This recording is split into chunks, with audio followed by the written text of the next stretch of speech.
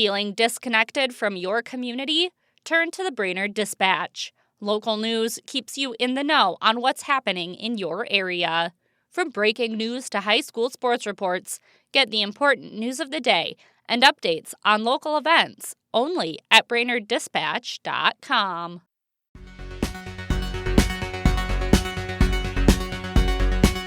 Good morning, Brainerd Lakes area. It's Thursday, February 12th. I'm Teresa Burke with your Brainerd Dispatch Minute, the weekday podcast of the Brainerd Dispatch, brought to you by Ray Boyd & Francis Law Firm, catching you up on the news of the Brainerd Lakes area. Here are today's top local headlines.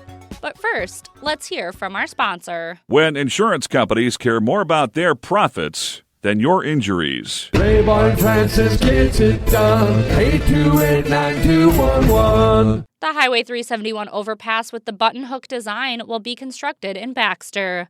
The Minnesota Department of Transportation sent a letter to the city this week with its response to the council's conditions for approval. Most of the conditions were general and related to responses after construction. One change that MnDOT previously wasn't in favor of was a left-hand turn to maintain the existing three-quarter intersection for Highway 210 and Golf Course Drive. MnDOT has now amended its design to allow for the access. Construction on the project is expected to start in 2028 and continue the following year. Managing editor Renee Richardson has the full story in today's e-edition and at BrainerdDispatch.com. A 63-year-old Long Prairie woman with a history of theft charges was arrested last week after she allegedly stole more than $1,000 of merchandise from Ace Hardware in Brainerd. Penny Dubbin was charged in Crow Wing County District Court with one count of felony theft. She was also convicted in Morrison County of gross misdemeanor theft on February 4th, and court records indicate sentencing for that charge was just hours before the Ace Hardware incident. Dubbin is due back in court February 17th. Reporter Tim Spire has more on the case in today's Dispatch e-edition and online.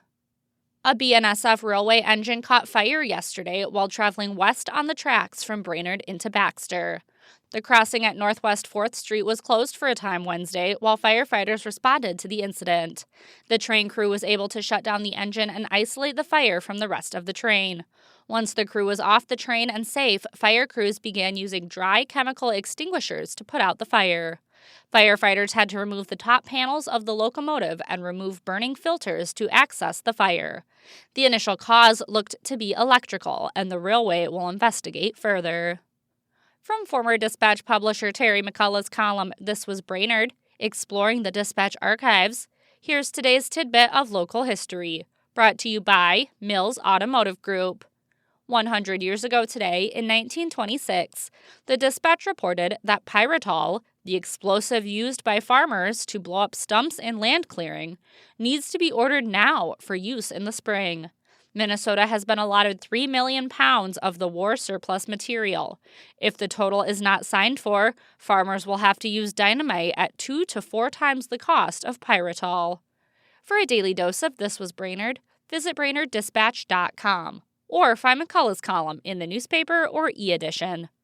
And be sure to tune in later today for Dispatch Sports Wrap with Rad and Hop. They'll have a rundown on local sports teams.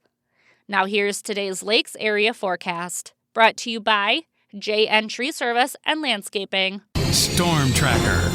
Happy Giving Hearts Day, Brainerd Lakes area. We're looking at partly cloudy skies today with temperatures topping in the upper 30s for the afternoon time, so staying well above average for this time of year. Light and variable winds as well, so overall a very pleasant day. For tomorrow, though, because those light and variable winds will continue, looking at that fog formation for early in the morning, and then partly cloudy for the rest of the day. Temperatures topping out around 40 degrees tomorrow, and for Saturday, for Valentine's Day, we're looking at even warmer temperatures in the mid-40s.